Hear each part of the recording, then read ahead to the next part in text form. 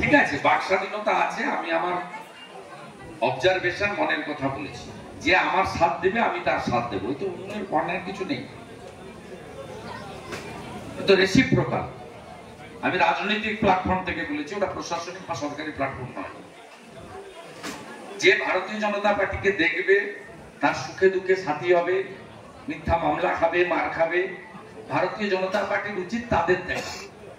এর মধ্যে খারাপ দিয়েছে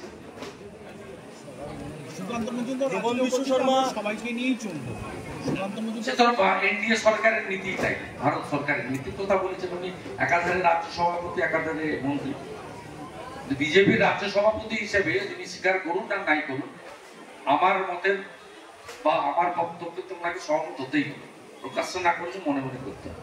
as a president state BJP, Bharat সরকারের রাষ্ট্রমন্ত্রী, তিনি for the people, by the people, of the people বলে শপথ নিয়েছেন। তিনি কি বলবেন? তিনি কি বলবেন শুধু আমাদের লোক যারা তাদের? এটা বলা সম্ভব না। কিন্তু আমি আমার পলিটিক্যাল প্ল্যাটফর্ম থেকে বলেছি, আমি এই নীতিতে বিশ্বাস করি, এই নীতিতে কাজও করি। এই নীতিতে আমি আমার নির্বাচন কেন্দ্র এই নীতিতে কাজ করি।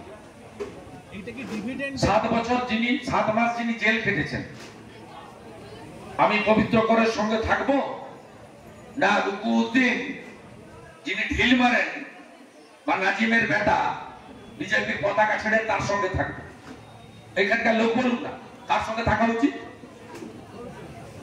টাউন ক্লাবে বজরংবলীর পুজোতে আমি আসবো, ভূতা মোড়ে মায়েদের ধরে ধরে পেটাবে, বিজেপির পতাকা ছিল না, ধ্বজ ছিল।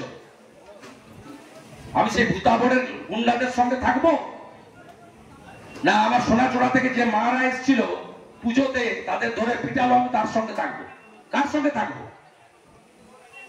আমি জিতেছি, মমতা হেরেছে। টাউন ক্লাবে পেট্রোল বোম এসে যারা মেরে দিয়ে গেল, সাউদ্দিন শামসুল বাহিনী, বাইতুল বাহিনী,